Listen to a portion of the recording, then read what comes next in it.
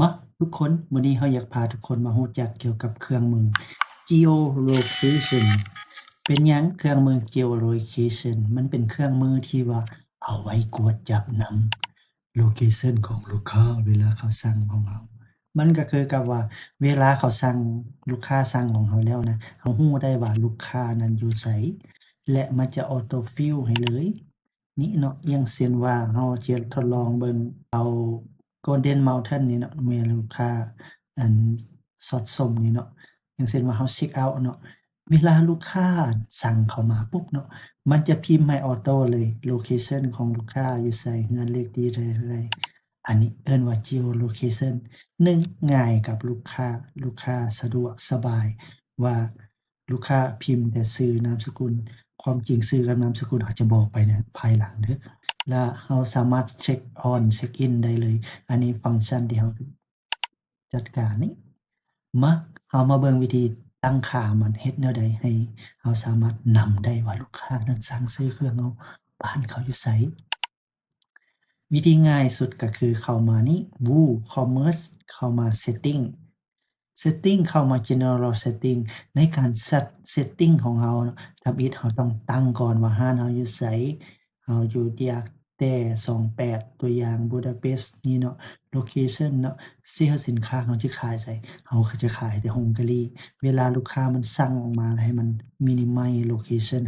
เราขายแต่ฮังการี Ship to ขายไปต่างประเทศบ่ถ้าใส่เราก็ใส่อันนี้โครงการเราสิใส่นี่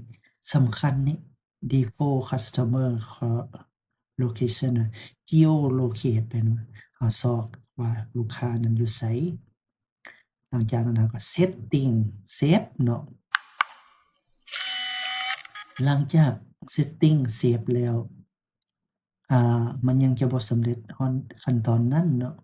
เราจะต้องเข้ามา integration นี้เข้ามานี่แล้วมันจะเข้ามาให้ไป WooCommerce เนาะใน integration นี้แล้วมันจะมี maximize ค่า license key นี่เราจะเอาค่าตัวนี้มาจากเว็บ maxmind.com นี้โดยเข้ามานี่ลิงก์นี้วิธีตั้งค่านี้ก็เข้ามาเลื่อนลงมา maxmind นี่with นี่เดี๋ยวเฮ็ดตาม default นี่ geolocation ดึงเอาข้อมูลลูกค้าความจริงแล้วมันเฮ็ดได้หลายอันเดะบ่แม่นเอาแต่ข้อมูลว่าลูกค้าอยู่ไสเดะคิดเอง maximize เดะ enable geolocation เรายังบ่มีอะเคานต์เราก็ไป setting อะเคานต์ maximize login account หลังจากที่เรา login อะเคานต์แล้วเราก็จะ setting ค่านี้ username เราจะใส่เข้าไปเนาะ username เราสิใส่หยังusername ใส่ทำอิฐแม่น sign in password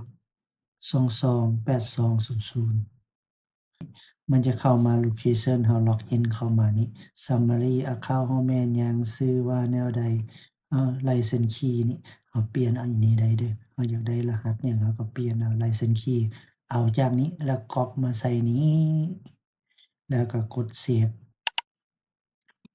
ก็ถือว่าเป็นอันสำเร็จง่ายบ่ง่ายเดะเนาะนี่ make sure เราอยากตั้งค่าความจริงแล้วมันก็มีหลายอันเนาะที่เรายังจะได้ใช้ประโยชน์แต่เราเอาตัวที่มันจำเป็นก่อนแล้วเฮ็ดให้ที่เอิ้นว่าฟังก์ชันเสริมขึ้นมาเป็น gimmick ที่เวลาลูกค้ามาสั่งซื้อเครื่องเรามันก็ง่ายเราขึ้นอีกแล้วอันนี้ก็แม่นขั้นตอนในการสร้าง Maxmind Geolocation เอาโลเคชันของลูกค้านี้ออกมาลูกค้ากดสั่งซื้อปุ๊บเตรียมส่งทันทีง่ายจ่ายเงินสดก็ได้ Cash in Delivery Payment ก็ได้เรียบร้อยจบขั้นตอน